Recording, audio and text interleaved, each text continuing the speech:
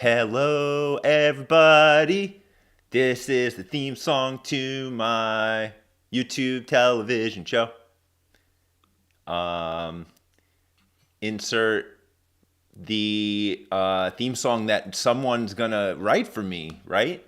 All right. Good news. I've just checked my own live stream, and it's working this time, guys. It is working. So you know what I'm gonna do? I'm going to say hi to everyone. Does everyone hear me okay? How is everyone in the chat? Oh, someone's already asking about coffee enemas. Oh my God, that's me. Hold on a second. Okay. All right, I got the thumbs up from my homie Stefan that everything is sounding good so far. And without further ado, I would like to introduce everybody to my good friend, ACEY Slade. Do you hear? Everyone's so excited you're here, ACEY. I know. I couldn't believe it. Wow. What a reception. So thanks for coming. This is my third episode of Let's Talk Shit, and this is I'll explain to you how it works really quick. Just also because people will be watching this back, but right now it's private. This is only so there's probably only going to be like. At its peak, like maybe between 20 and 30 people in the chat, but then those are all people in my Patreon, and they're participating in the chat, and they can ask questions. I already have some questions written down, so I make sure that I don't miss any. And then once it's over, I click like make it live, and anyone can watch it. So that's how it works. So anyone that's watching this for the first time, if you want to sign up and be in on my future episodes of Let's Talk Shit in the chat, you just sign up. It's the second lowest level. It's $5 a month. Super simple, and you get tons of other shit too. So without further ado, ACEY's here. Woohoo! Hi. So Hi. There's so I'm overwhelmed with the amount of stuff that I want to touch base with you on. Can I start with asking you a question? Yeah. So I think that the phrase "further ado," right? Ado, that's a French saying, right? I guess. The only other French saying I can think of is bidet. Oh. Which makes me think, Joe, have you ever used a bidet? It's so fucking weird that you just asked me that, because I would. What the fuck? What is the universe? We're getting off to a great start. I literally was. I have a lot to say about bidets. I was just looking at Instagram, and I got an ad for a bidet at like 10 minutes ago, and I opened it, and I was like, let me see. Because actually it was like, you know how they get you with like clickbait pictures, and you're like, they showed a picture of a toilet bowl, but it was like a thing on the front, and it was like alluding to it being a bidet. And it was like, and I was like, this cleans your balls. Like, how do you even pee while you're pooping with this kind of contraption? So I clicked on the link, and it was like a regular bidet. And here's the thing. Everyone's always talking about like how great bidets are, and I've used them before, but like, you know what I was thinking? We're gonna get a little gross. Can we get a little gross? Yeah, and then I'll tell you my bidet story. Okay. So I'm not a huge fan of bidets. I get it, like the theory. Yeah, it's like when I'm in the shower, of course, I use the shower and I really clean my butt real good, right? But I try to shower every day and like have a clean butt. I always try to shower after I poop anyway, so it's like then you're on top of it. Wait, hold on. I got a question then. Okay. I got to stop you right there. So, are you one of these people that poops with your pants and underwear completely off? Like, do you strip down naked? Not only, well, okay. So it's funny you should ask that as well. Not only do I do that, but it becomes, I have like a quality of a standard that I have to do this when I poop, and when I'm on tour, it could be hard. So I'm really particular about the place that I choose to let my little dudes go. And I have to, so basically the way, like what I have to do in order for my insides to work correctly is I need to take every single thing off of my body except for my left sock. Ah, okay. And then I have to put my left foot on my shoe, but not my right foot. So this is what I do. It changes, it morphs. It used to be just taking one. It used to be just taking one shoe, one sock off, but now I flipped it. Now I just keep one on, but I can't keep the shoe on too. I got to just put the foot on with the sock on the shoe. So, so I got to be really careful because, it's like I can't do that in Walmart. It's pretty close. No, but Starbucks, usually I have like several hooks to hang up my clothes and like it's usually pretty clean. So then anyway. And I got to tell you, and Home Depot, props to Home Depot on their toilet. Yeah, Home Depot's usually got good bathrooms. You're kidding me. No, because I guess they feel like it's like a presentation of the stuff that they sell. So Home Depot, I feel like their toilet game is usually on point. You're fucking with me because you shit in one of the toilet displays once. Is that what you're telling me? Because they keep those nice. Wait, you're not supposed to? I knew it. That's what they're there for, right? Isn't that? Oh my God! Every time I'm on tour, I always try to get someone to do that. One day it'll work. Well, I always thought Home Depot bathrooms would be more like a ShopRite bathroom or something, and like kind of questionable. But that's good to know because okay, I'm in a lot. You're like I don't know about you, but like when I'm on tour, like Home Depot is almost as much as Walmart. Yes. So that's good to know. Yeah, but the bidet, like I came across the bidet ad today, and I was thinking about it, and I feel like so it's like when you're sitting there and you got to like aim it, like it's not like it hits your butthole and then automatically everything just falls down and it's clean. It like is spreading in somewhat like water with fecal matter around and like I don't get it. I think that's not very clean. It's not like it has facial recognition for your bunghole. Yeah, exactly. Right? In which case, if it did, you would look like an asshole. Oh, whoa, wait. I was hoping I had the ba-dum-bing, but I didn't. So I did DJ air horn. Okay. Oh man. So yeah. So are you like a bideter or no? Oh no, definitely not. In fact, my only experience was being on tour in Japan, and I don't know about you, but oftentimes I have my PSS. For those that don't know, that's a pre-show shit, and and it happens like right up until the last minute until you're about to start playing. And we were in Japan, and the intro starts rolling, and I'm like, I got to shit. And they're like, Acey-san, right now? And I'm like, I gotta go. So they let me go into the headliner's dressing room. I go into their dressing room, and I immediately go in, drop my pants, trying to do my thing real quick. And, in Japan, the toilets are really complicated. So I press what I thought was the flush button, but it was not the flush button. All of a sudden, I'm getting violated by the toilet. And I didn't know that was going to happen. So I'm sitting there, and the toilet's going to third base with me, and I'm hearing the intro roll. And so I'm like, well, do you use toilet paper at this point? Because then that's messy, So I'm trying to like mop up everything that's going on back there. And but it's still, the point is it wouldn't stop. So I press the button next to it, and then it starts rinsing in the other direction. So now I'm getting total waterworks from both directions. And I was like afraid that like, should I just like jump up and like try and slam the toilet down really quick? Like if I jump up, would it just spray the room with pee and poop? And then the headliner's bathroom would just be, destroyed by me. And eventually all the water stopped from all directions. I cleaned myself up, walked up, band's all ready. Like, okay, man, you ready to play? And I'm like, yeah, dude. I just got raped by a toilet, but I'm ready to rock. So who was the headliner? It was a Japanese band called Despair's Ray. Oh yeah. I toured. I think I toured with them one time. Did I? Do you know? I think that I toured with them. I think Compicrest toured with them or me. That sounds familiar, actually.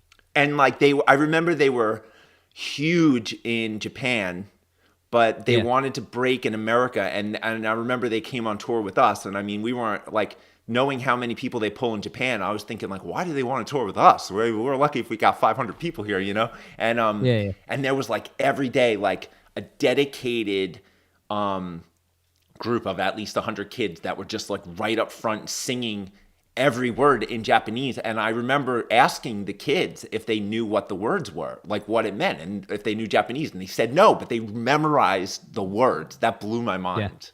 Yeah. Their fans are amazing. Really great. And then what's the other big Japanese rock band? During Gray. Yes. Yeah. They're a little bigger, no? Yeah. Okay. Yeah. I actually got both of them their breaks in the U.S. I got During Gray their U.S. record deal, and Despairs Ray, I was the one bringing them over. Right. Yeah, you're really tied into like the music culture over there. You've gone and done like DJ tours over there and everything, right? Mm-hmm. Yeah. I still have never been there. Really? Yeah.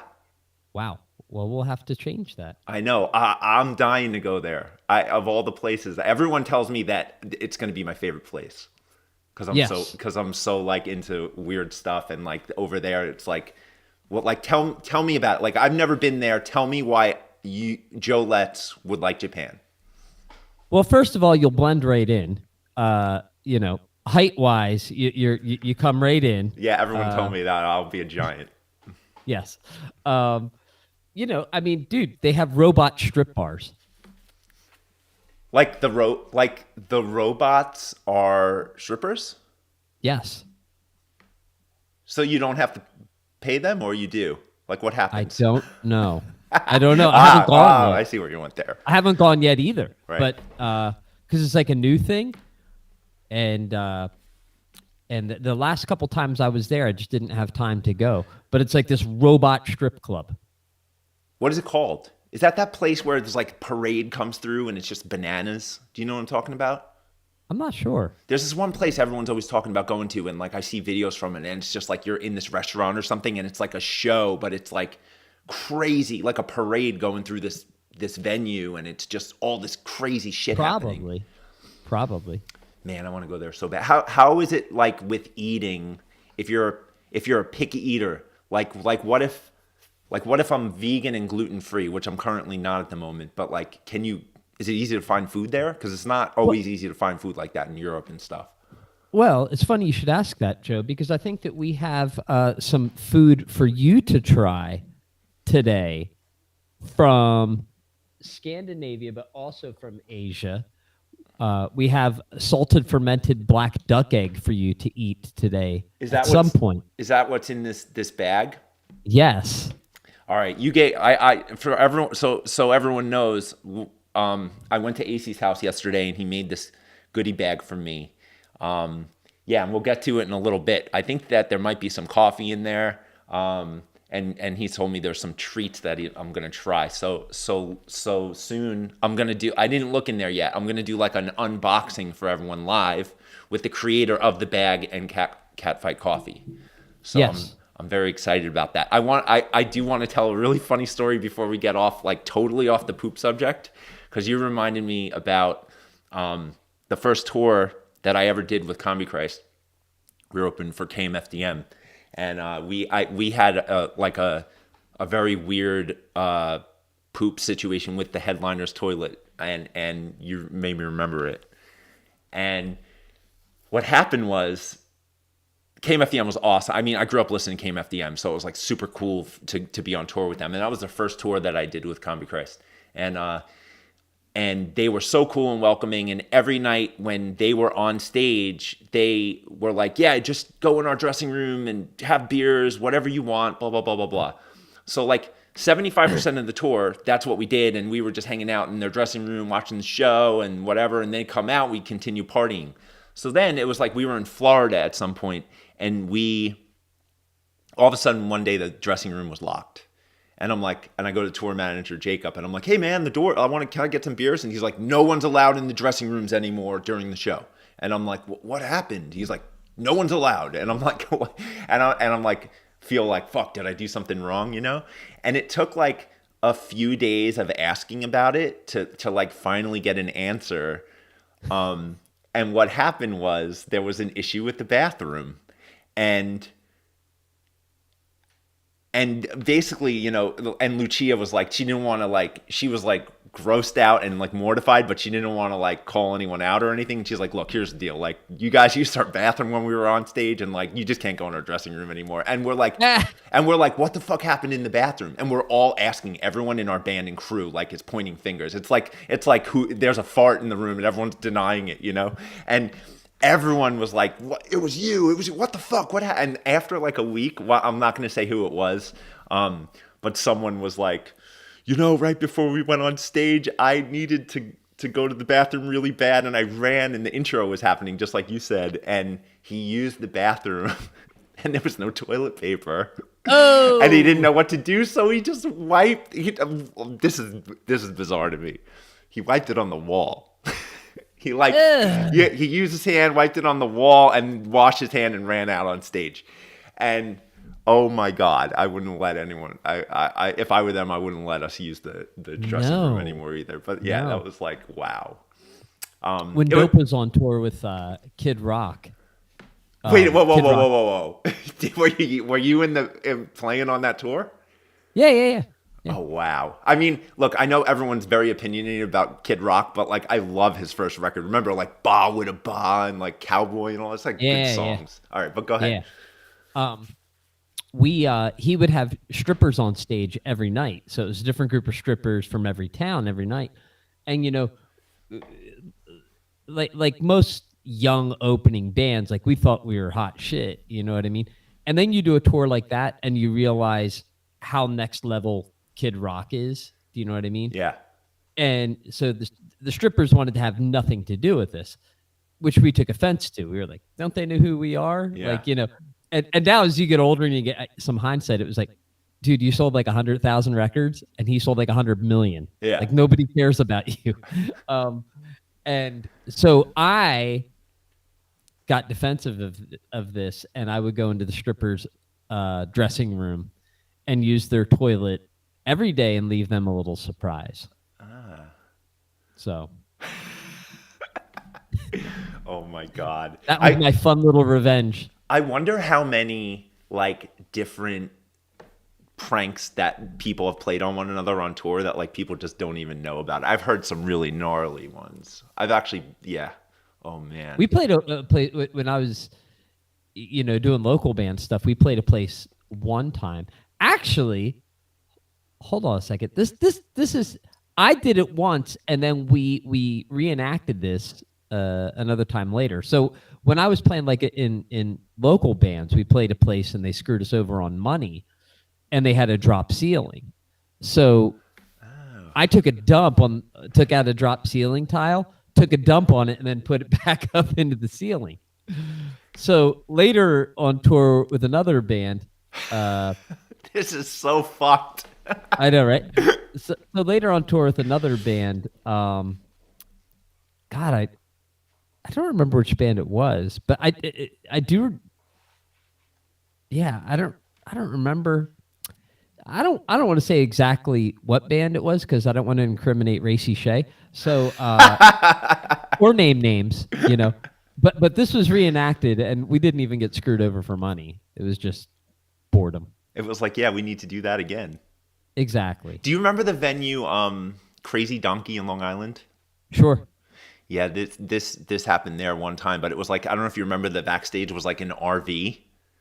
Okay. In the parking lot, and it was like really small. I don't, but I've played places like that before. Yeah, and they like, what a lot of people don't know is like when you every band has like a rider, right? And like they go out and get you food and stuff, but a lot of places, like when you have booze on the rider, they like kind of fuck you over by like charging you for like the room rate for the booze. So I think that we had like a bottle of vodka and a bottle of whiskey, blah blah blah, and like they gave it to us, and then at the end of the night they took $1,500 out of our guarantee because each bottle was $500, and we're like, what? You know, one of those things. They got a little surprise in the cupboard on the but it wasn't from me. I can't even imagine. I'm so particular about my procedure. I can't imagine doing that on a plate. Wow. Yeah. But anyway, so dude, we should talk a little bit about the vaccines, if you don't mind, because I think that like, I know it's like a very divided kind of situation with the vaccines right now, but like you and I are both musicians. You and I both have gotten the vaccine now. And you made a post the other day that honestly, I read it, and at the end of it, I like got choked up because I felt like it was a really great way to explain why it's important to show that we're doing the vaccines. And for me, I also experienced this. Like I booked, like from the second I got my appointment, I felt like so stoked. And then like going through the line and everything, I really had this like spiritual moment where I was like, this is what I need to be. I'm exactly where I need to be right now. This is going to help everything move along and become normal again. And like, I'm doing my part. And I really felt that. And I like the way you explained why you were sharing that. So it made me think about wanting to share it a bit more too. So I'm talking about it here for the first time. So could you tell us about like what it was like for you you did the 2 doses and I did the 1 dose one. So tell us about the vaccine. Well, you know, I, much like everybody, I had a little bit of skepticism about doing it. But I spoke to a friend of mine who's a doctor, and he's not just like a doctor. He's like a big deal. Like he flies around the world doing medical stuff. And so I said, you know, like, yeah, you know, I got some concerns about it. He's like, do you think Steve Jobs wants your information? And I'm like, well, and he's like, honestly, he's already got it. Do you have one of these? Yeah. Well, he's got everything he needs from you already. You've already volunteered all that information. There's no microchip he needs to put in you for your information. I was like, all right, well, that's kind of encouraging, I suppose.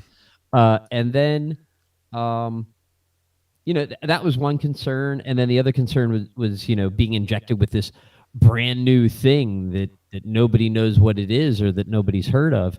And then he brought up, he's like, look, everything that is in this vaccine has been around for like 20 years. Like we've been using the components of this vaccine for other things for 20 years. So it's not like we just invented some sort of a new fucking bleach or something like that we're just randomly injecting into people. He's like, this is all stuff that has, you know, stood the test of time. It's just it hasn't been used in this capacity before. So those 2 things made me feel a lot better about it. And then knowing that it's very likely that that, you know, our borders are going to open up, we're going to be able to fly again, we're going to be able to travel again, and that it's likely that if you are vaccinated, you'll be able to travel first. And you know, for guys like you and I, traveling is how we do our job. So that's part of it. And then if people, you know, if they start checking audiences, I just sent you a excuse me, a link to a show that they did in Spain, where it was like everybody got tested right before they went in. Anybody who failed wasn't allowed in. Everybody who came in wore a mask. And I would imagine that probably another step to that would be if you could prove that you've been vaccinated, then the shows could happen. Yeah. So to me, it makes me feel like we've spent a year feeling very powerless over this situation. And now we have a situation where we can feel powerful and we can feel proactive. We could take some of that power back and, you know, fuck this virus. Yeah, so, I agree. It's crazy. I would have never in a million years thought that I would have needed to feel vulnerable in my career like this. It's really unsettling. But yeah, I mean, so I texted you about the other day. For those who don't know, like everyone was talking about this vaccine passport, and how they're gonna, you know, unroll this program where people can prove that they have vaccines and travel and do different things. And New York just actually went ahead and made an app, and I got the vaccine passport for New York already in 2 seconds. They just were like, here's the app, download it, they do multiple choice, like when did you get it this day, or this day, and where did you get it, and blah, blah, blah. And you answer it with your information. And they're like, you got the vaccine, you got the passport, boom. And it's like now they're going to start doing things in the city where you can show that and you can get into certain events. And they're going to start. So it's like, for me, this is every day we're texting one another. And a lot of our other musician friends, like, look at this, like, they let someone new into the whatever. It's like any little tiny thing is so exciting to us right now. And now the bigger things feel like they're starting to happen. So I'm really hoping that we can get back to it. Dude, let me ask you a question. If someone told you, what was the last show you played? Well, I actually, interestingly enough, I did a show last summer that we kind of got a lot of shit for playing, which was in Wisconsin. And it was Dope, Static X, and I forget who else was on the bill. But it was very interesting because we did a show during the summer. It was at the height of pandemic awareness, for lack of a better way of explaining it. But, we were offered a show. It was in Wisconsin. It was in the middle of a field. It was in a field that was zoned for 10,000 people. They only allowed 2,000 people to come in. There were hand sanitizing stations everywhere. Everyone had to wear masks. No one was allowed backstage except for the band and crew. That's it. No VIP passes, nothing like that. No backstage meet and greets. They canceled all the meet and greets, all that stuff. And in that county in particular, there were something like 2 reported COVID deaths in total that had happened several months before. So in this situation, and having played that show, I feel like some shows could have happened, as long as everybody complied. At this show, everybody did their best to stay 6 feet apart. It was really weird to see a metal show where people brought like lawn chairs, and you could tell that was a way of people kind of setting their boundaries around each other.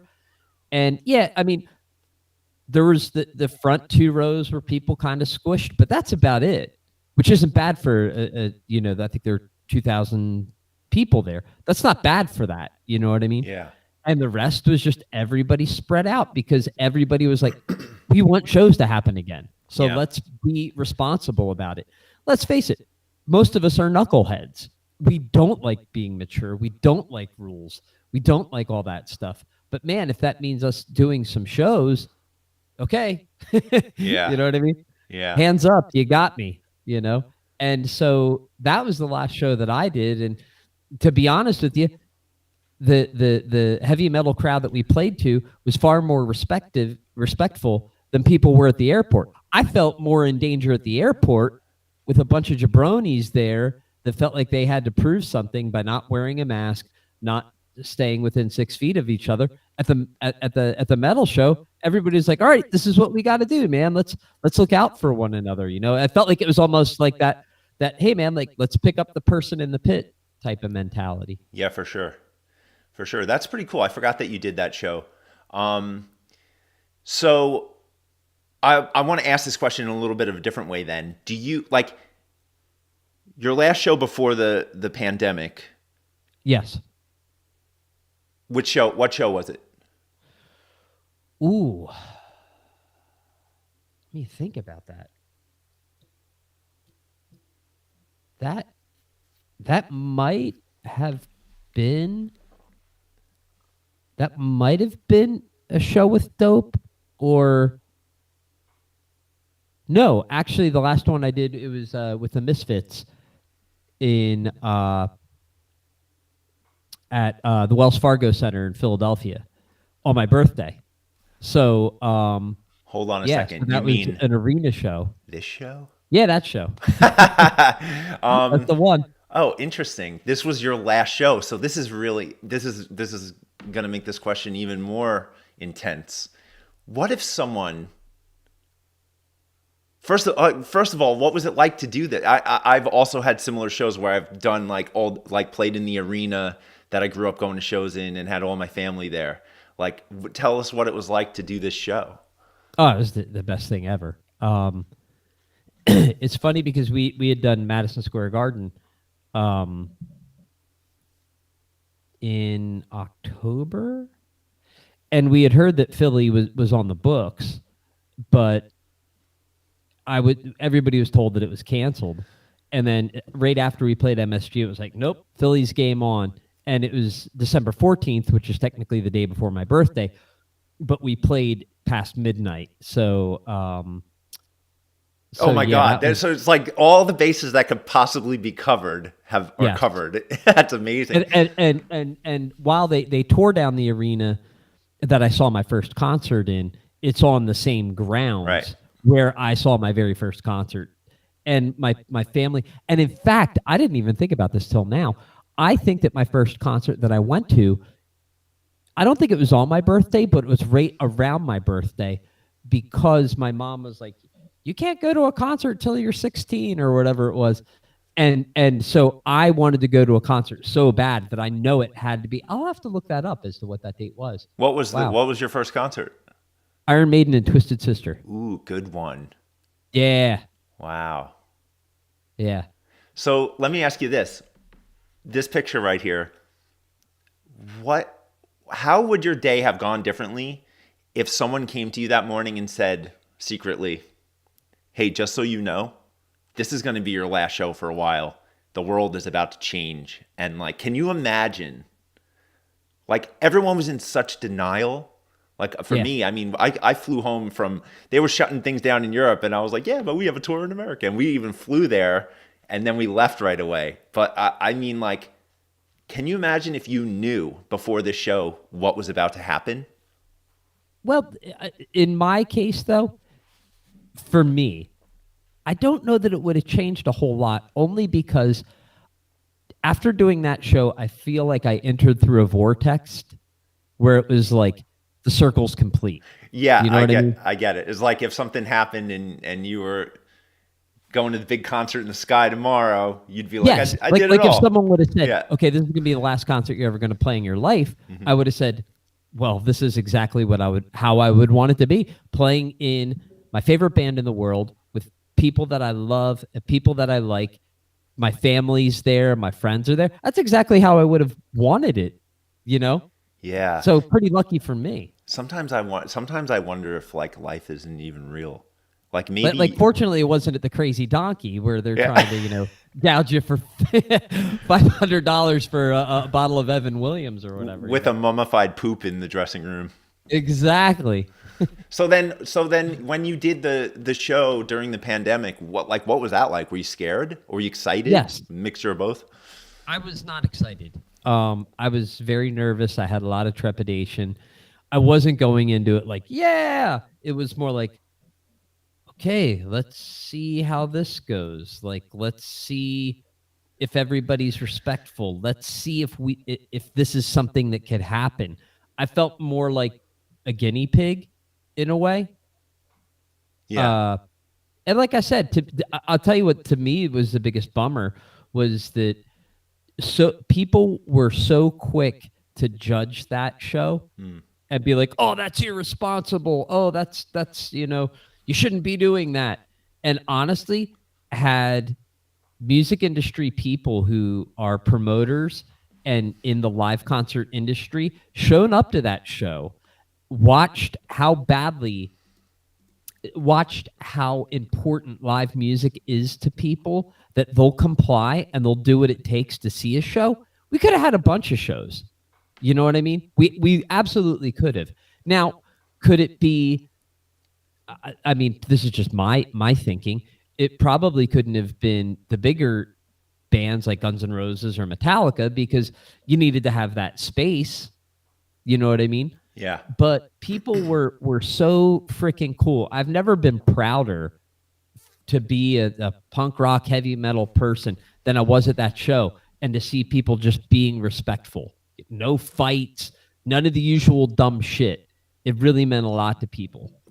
Yeah, I think it's going to be really interesting when everything opens up again. I think it's going to be a little awkward in some ways because we're all going to be figuring out how to navigate this together. But I also think the vibe is going to be awesome. I really do. I think everyone's going to be so grateful and so careful and like respectful and everything. And I really feel like in a way this is going to be a really weird time in like the music industry, but a really awesome time. And I'm excited to be a part of it. You know, I don't know exactly how it's going to be, but I think that we're all on the same page and we all really, really want live shows to happen again. And we're going to do whatever we need to do to make it happen.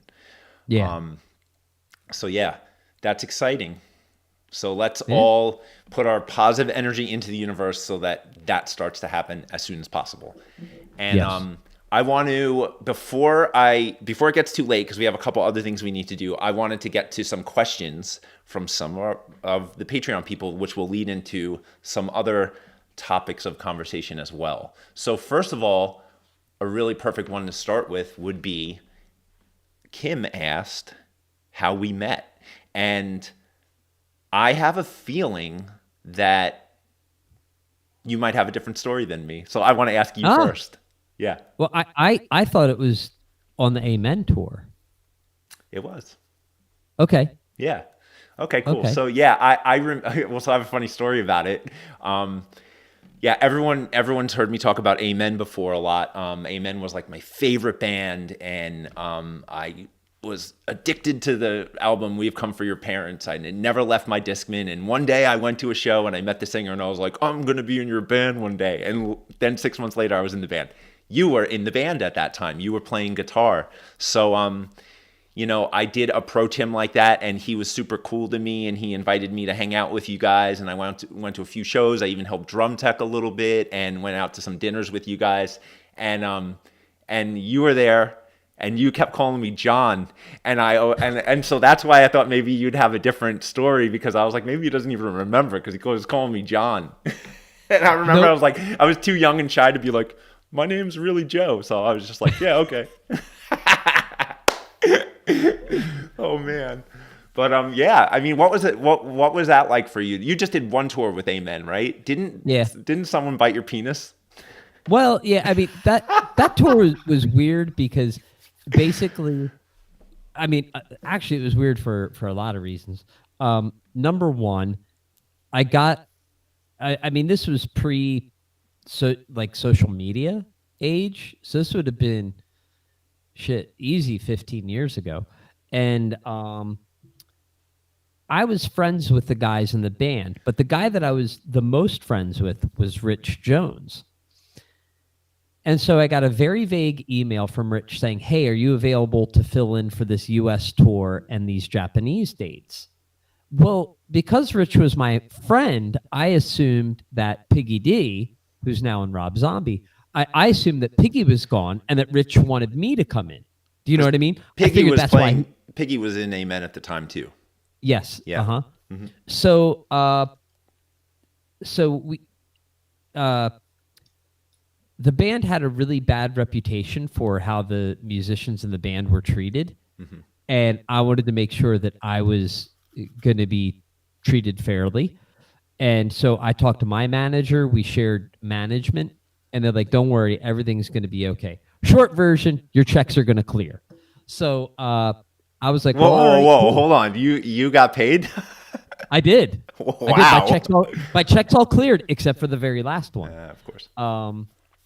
The very last one, and my equipment wasn't returned to me.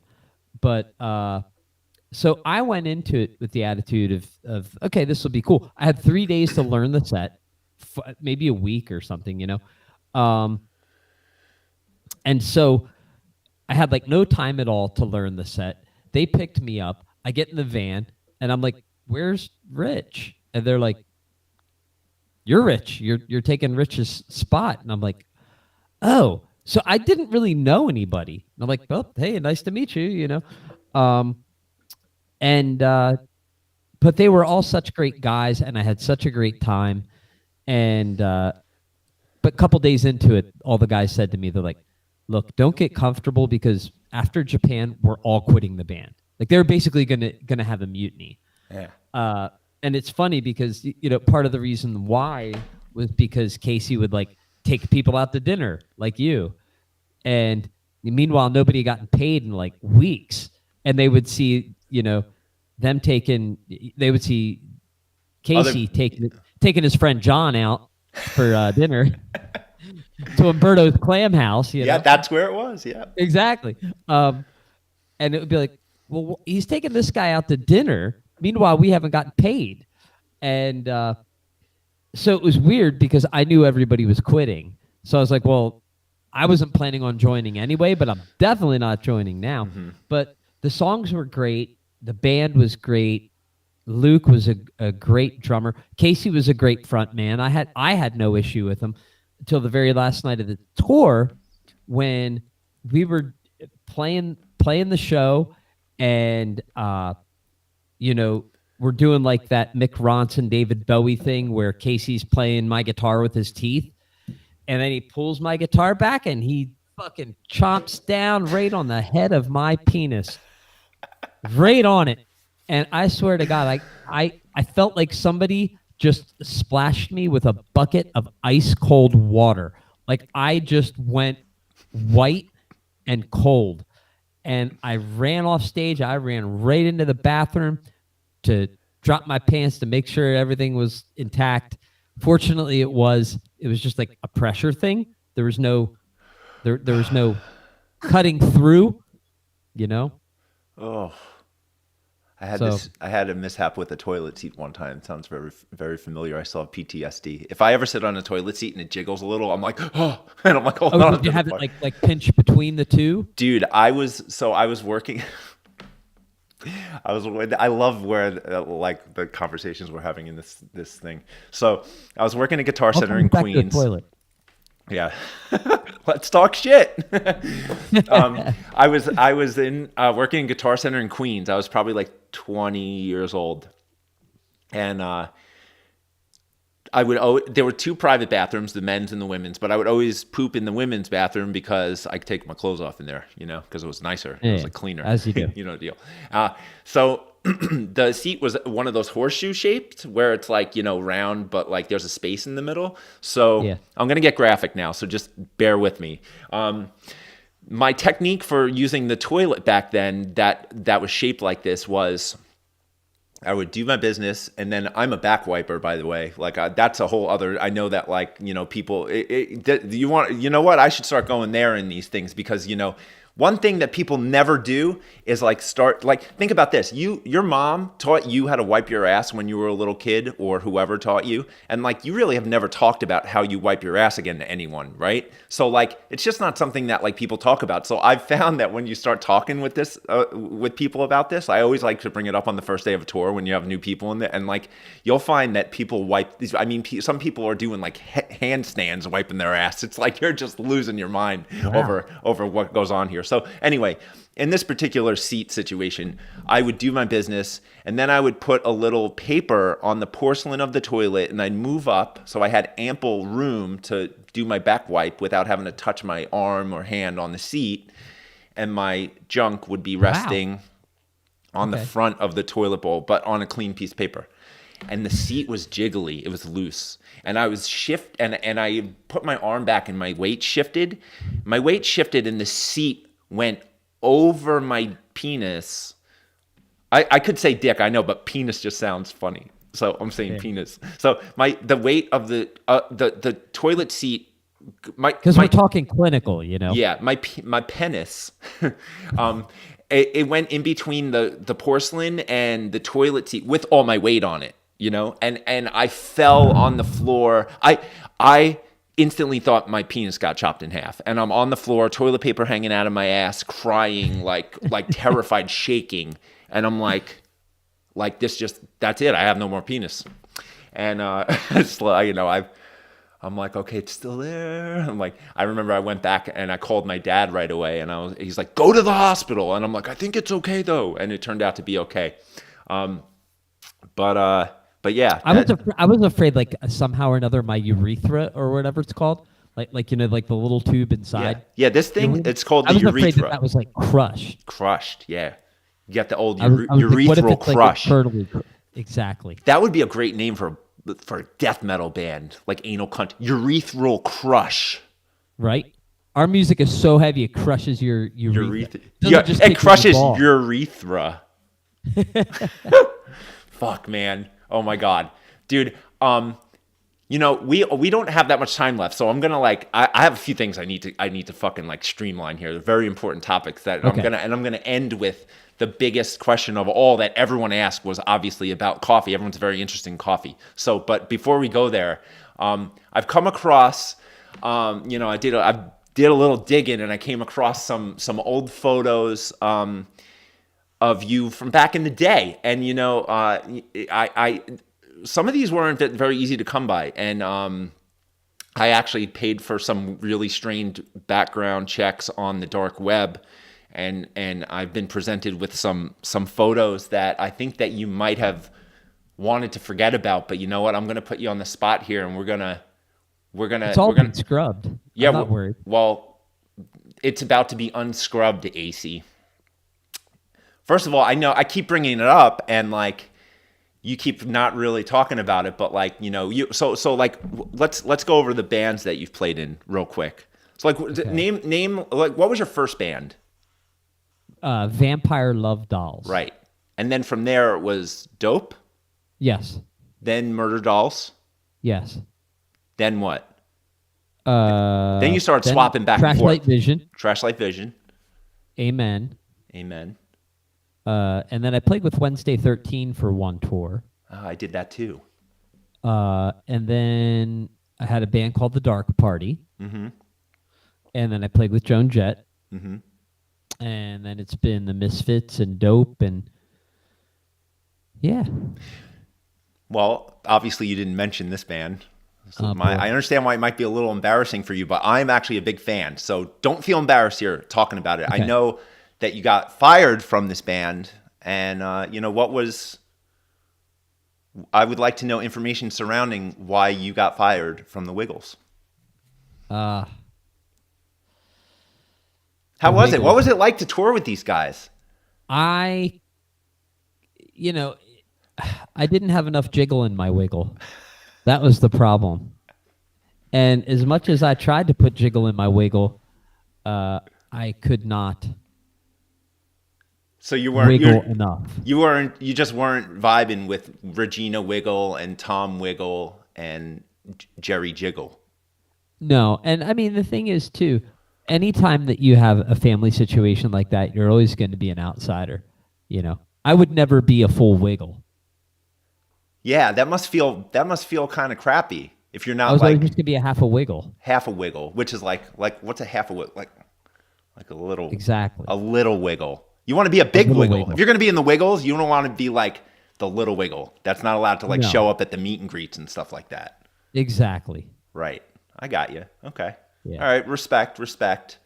But it paid good. It was a pretty good paying gig. I hated seeing the paycheck go, but true. I could see that. All right. Well, dude, this photo blew my mind. This photo just fucking blew my mind. I would like to know what this was like. How'd you get there? How'd you get into North Korea? Well, I was on a diplomatic mission. You can't talk about it, huh? No. Okay. No. Well, what was this like? Well, I've got a pretty stupid haircut normally, but compared to John Kim, I felt very confident. And of course, Dennis Rodman has some pretty silly haircuts as well. Thank you, Frankenstein. Frank, that Frankenstein's actually only one of your cats. I have a picture of you with your main cat right here. What is it like to own a tiger, and how big are the shits? Just to keep on theme. Fortunately, my tiger is toilet trained. Whoa, really? So yeah. But the only thing is he's not trained to flush. Does a tiger shit flush down a normal toilet? Barely. Sometimes I got to chop it up. Funny you should say barely. What was it like to swim with a bear? Oh, well, that's not Bear from Bile, is it? No, it's Yogi Bear. That's Winnie the Pooh. Is Winnie the Pooh a bear? Yeah. That's Winnie the Pooh. Yeah.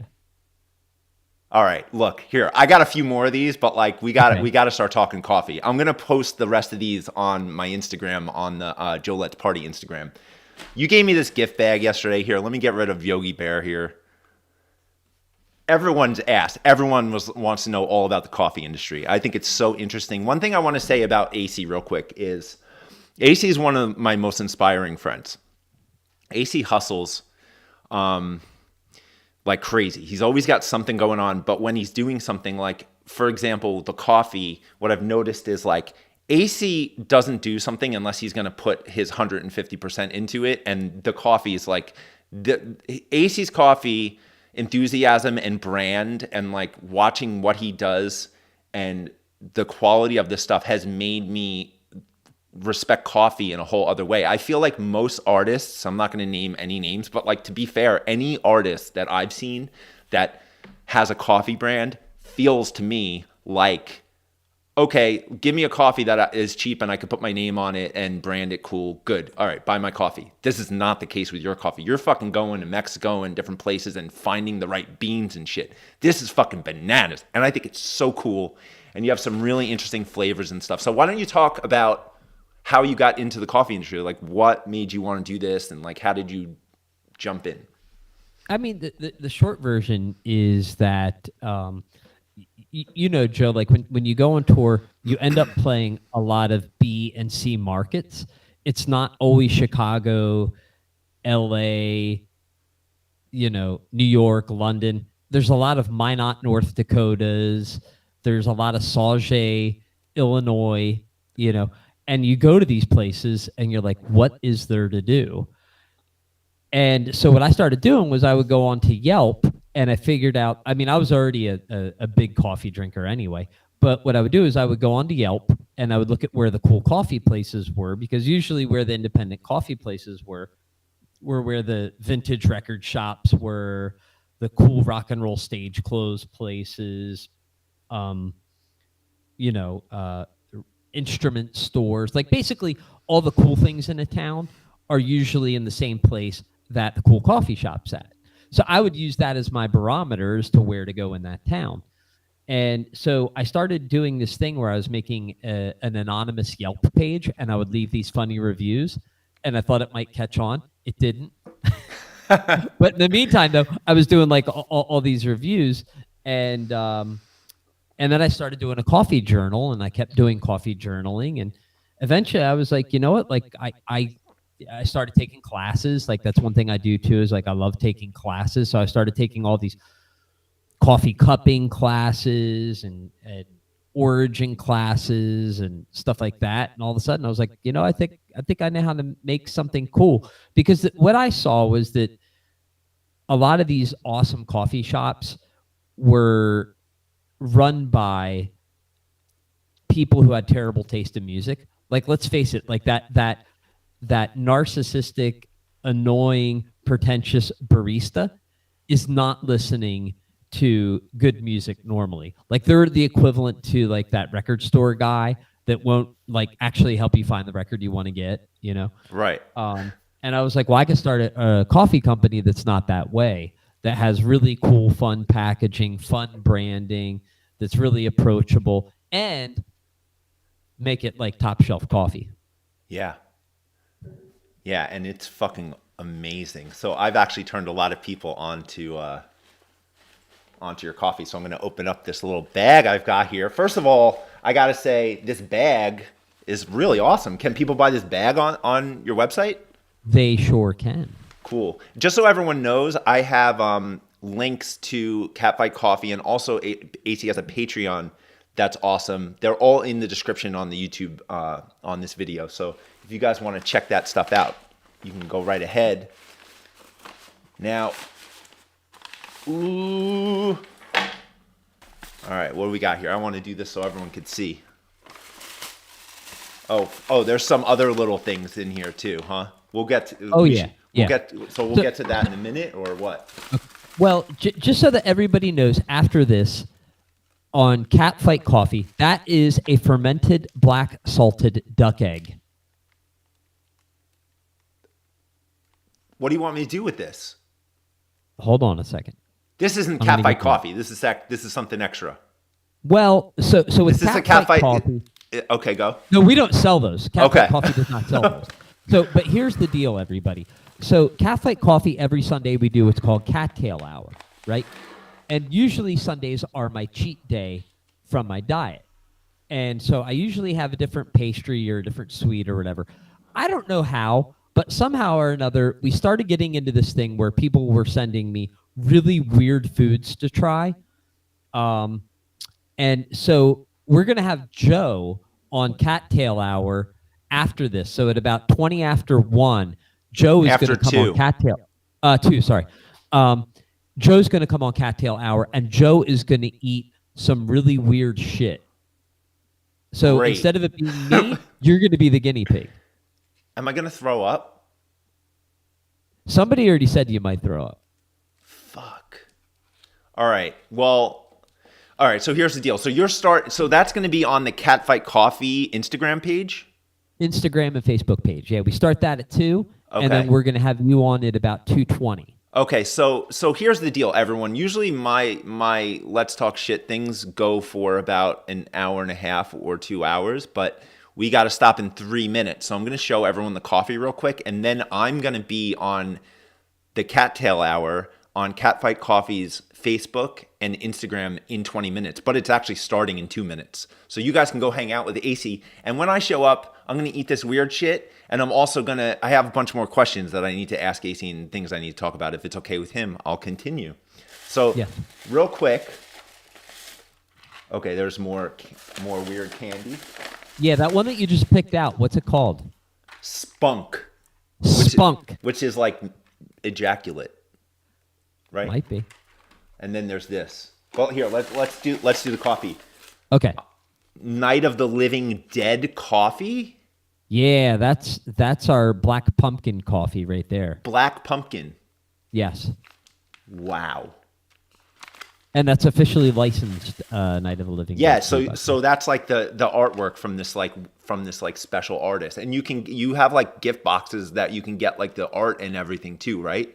Well, yes, but actually we spread the artwork across 3 different bags with 3 different flavors, but bag number 1 is already sold out. Ooh. So you can only get bag number 1 and bag number 2. See, this is the other thing about this coffee. A lot of the coffee sells out. You can't get it again for a little while because it's like very special coffee. So get it. So get it all. So this is the walnut one. Everyone that I've turned on to Catfight Coffee, just because our friend Jess said that she loved the walnut, I said, I hear the walnut's great. And everyone's like addicted to the walnut coffee. So thank you for that. That's called Black Magic. That's our Black Magic coffee. Mm-hmm. Black Magic, which is English walnut. And then Cleopatra light roast. Tell us about that one. Yeah, that one, we actually sourced that from a farm in Mexico that we visited ourselves. So as often as we can, we like to visit the plantations, meet the farmers. It goes a long way to them. One of the reasons why I don't usually feel competitive with other coffee companies is that if you ever go to one of these coffee plantations, people who farm coffee are poor. Like let's just call it as it is. So anytime you buy a cup of coffee basically from almost anywhere, even though there's the whole fair trade argument, whatever, all that stuff, cut all the bullshit aside. There's a farmer in some impoverished area that is really grateful that you're buying that coffee. So if we can go there and meet with them and give them a little bit of hope and show them like their bag of coffee, that feeling feels so good to us. That's awesome. Knowing that we have that relationship with them is great. We don't have that with all of them, unfortunately, because you can't, go all the way around the world. But that with our Mexican light roast, that's the case. Yeah. That just made me like the coffee even more. I didn't know that this is what you were doing down in Mexico. I thought you were just like having some kind of weird party down there. No. And the other thing too is that there's this misconception that light roasts are somehow weak, which it's not the case. They're the stronger ones, right? Well, they have more caffeine actually. Yeah. So the great analogy actually is that dark roasts are like Coca-Cola or root beer, and light roasts are like Mountain Dew. So you know how like Mountain Dew still has a lot of taste to it, yeah, and actually has more sugar and actually has more caffeine. It's the same. It's the same thing. Cool. So if you're drinking a dark roast coffee that boasts a high caffeine rate, it's probably getting put in there through chemicals or really garbage coffee. Good to know. Yeah. And I'm honored to have you as a friend that can teach me all about coffee like this and give me amazing coffee. So thank you. Yeah. Thanks for being on this episode with me. And I don't want to keep you because now you're 1 minute late for your thing. So you can go and then I'll be there in like 15, 20 minutes. So everyone right now, Acey's going to start his thing on CATFIGHT Coffee, Instagram and Facebook. Go there, hang out with him for a few minutes, and I'm going to go and like eat some bread so I don't puke up this fermented what? Fermented salted duck egg. Am I supposed to eat the shell too? No, you don't got to eat the shell. Oh, man. All right. I'll see everyone in a few minutes, and I'll continue this over there. I want to say one thing real quick, and I don't mean to end this on a downer note, and I don't mean to embarrass anybody, but somebody left a comment regarding Asian people eating cats. It's not cool. No, someone did not say that. Please don't do that. Yeah, they did. And I don't want to call them out and embarrass them, but if you want to look back through the comments, it's there. Please don't do that. Please, please, please don't. We need, it's a very, we're trying to bring people together right now, and things like that are not cool to say. So please don't say that. And you probably didn't mean anything by it, and you probably thought that you were being funny. So that's why there's no attitude, no aggression at all. I don't want to embarrass you, but please don't say things like that. Yeah, that's not cool. And I'm gonna talk to whoever that was privately and like just explain why that wasn't cool. And then I'm sure that you know in this community something like that won't be happening any longer. But but cool. I'm sorry about that. Besides that, you know, and like I said, I don't think anybody. You know, it's funny how we have to change our verbiage on things now because we're not always aware. Do you know what I mean? I mean, my wife is Asian. She's from Taiwan. And yeah, exactly. I didn't even want to say your name, so you didn't even need to say anything, dude. Exactly. I know it was a joke. It's funny because like there's things that I've said jokingly, like with my wife or with other people, and it's not until I'm like in her shoes and like I'll never forget, man. We were standing in a grocery store, and we were talking about the whole when our former president said the whole Chinese virus thing, which is what kicked all this off. And my wife was like, I don't feel safe anymore. And I was like, I don't know. I think you're being a little sensitive. I don't think that that's the case. We were standing in line at the grocery store. There's a woman in front of me, and nobody's like really paying much attention to anything. And when my wife walks up, this woman like turns and starts giving her a dirty look and puts her hands on her hips. And I saw it. Like I saw it for the first time.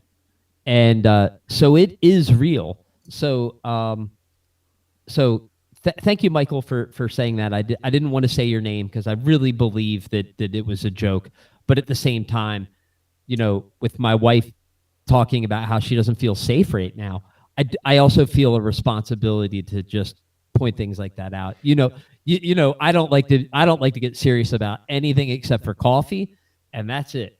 So hey, I just want to say real quick, like I'm actually really happy that this all unfolded right now because like this I feel like was a really great example of how you can speak to friends who might say something a little weird and like, you know, explain to them with a cool level head like why they shouldn't do that. And like, you know, I feel like that's how you get through to people. And like, of course there's some violent and shitty people out there that like you want to stay away from, but like take this as an example, folks, of like how I've also been on the other end of saying stupid shit and had to have people be like, yo, you shouldn't do that. And that's why. And like, that's how we got to come at each other. And we all got to be on the same team to like be the best versions of ourselves that we can be and hold one another up and hold one another accountable in a responsible and, you know, productive way. So and nobody learns from canceling. Do you know what I mean? And nobody learns from shaming. And that was why I didn't want to say anybody's name.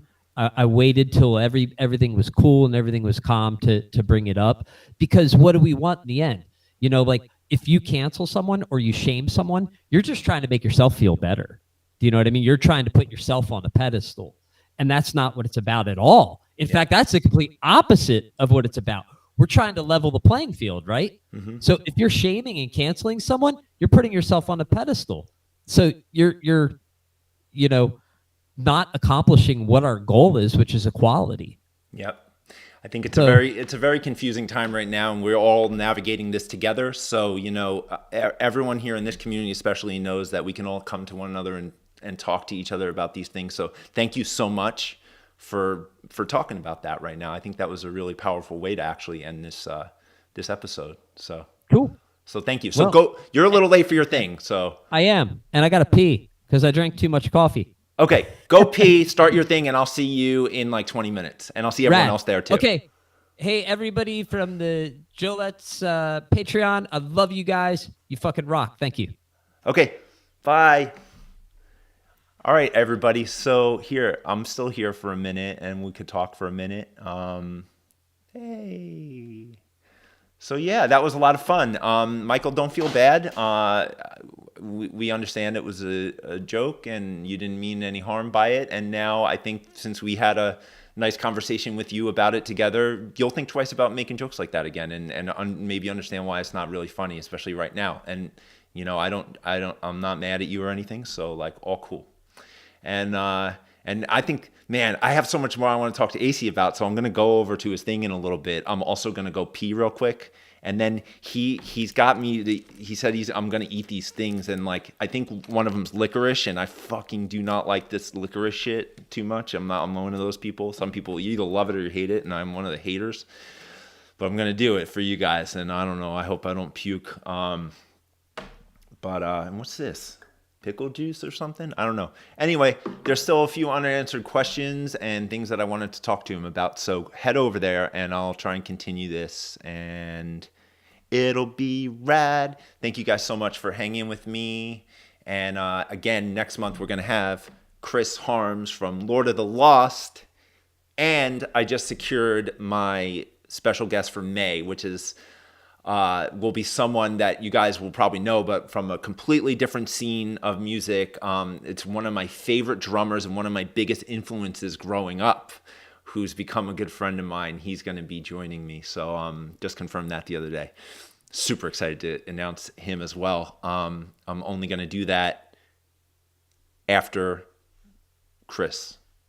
Okay, so I'll see you guys. Go to the Catfight Instagram, and I love you all. And please lead with love and light, and hold each other up, and figure out how we can help one another and hold each other up, and just do the right thing. If you lead with love, it will be the right thing no matter what.